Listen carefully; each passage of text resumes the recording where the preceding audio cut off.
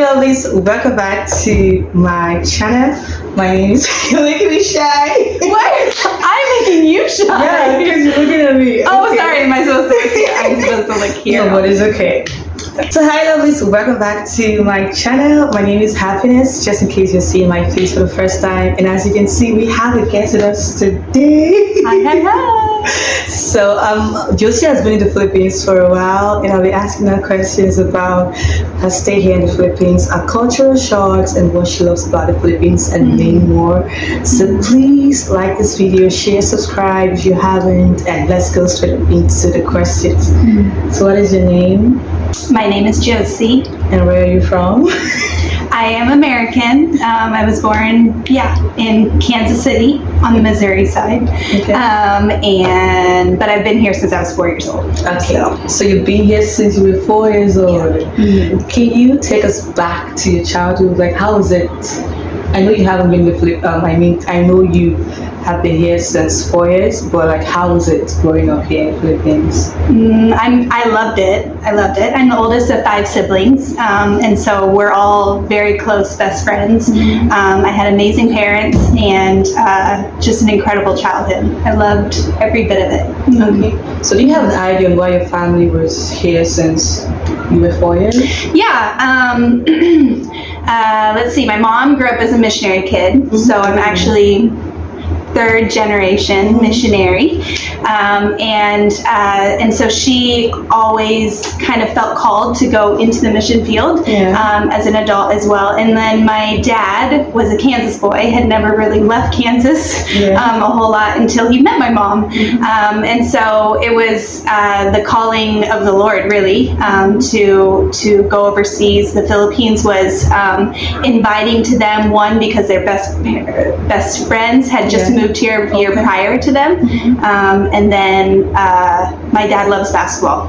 So basketball being so popular here, that was another big push. We moved here to be a part of Faith Academy, so my dad started as a teacher and ended up in administration and so on and so forth. So yeah. Okay, can you tell us a bit about Faith Academy, just in case you're wondering? Okay, Faith Academy is a school for missionary kids. It more so was back when I was there.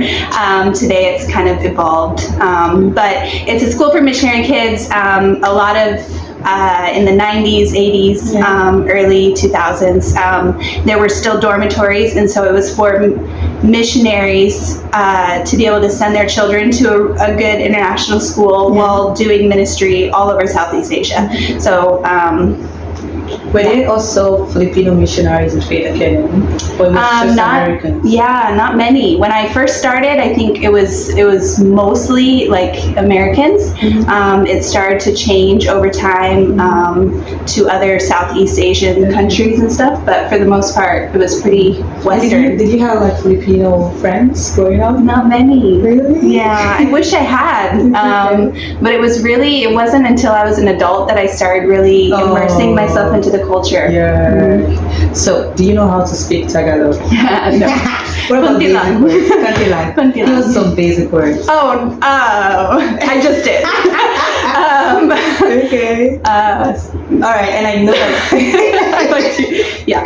So in between, you've traveled to America, right? In between your stay here, and can you just give us like some cultural shocks? Like when you traveled to America, the culture there compared to when you're in the Philippines, what's it like?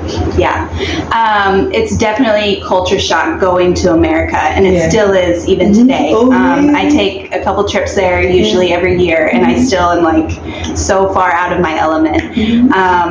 It sounds super vain, and I don't mean it in that way at all, but one of the major culture shocks is when I get there, I blend in more, and like no one's staring at me. No one notices me.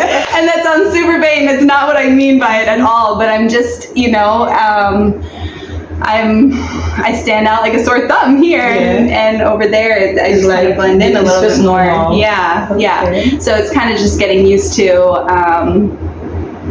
people being in their own worlds and kind of going about their business. Here, we all smile at each other and love each other. Such beautiful hospitality in the Philippine culture. Oh, it's different in America. I mean, I feel like it's different. I feel because I feel that same way too when it comes to my country. The hospitality here in the Philippines is way different. Yeah. I know we're hospitable and all, but I don't think it's this extra.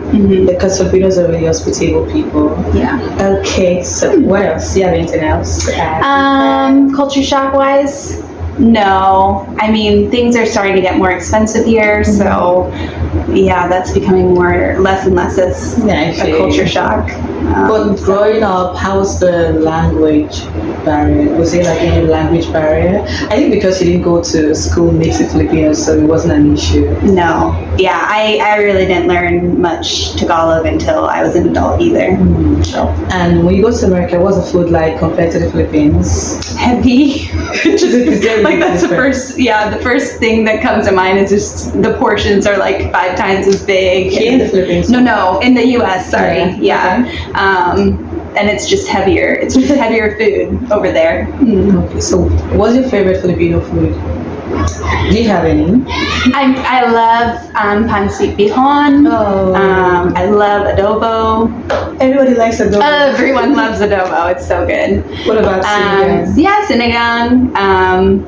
Bicol Express. Yeah. Do you like spicy food? I do. I like a little spice.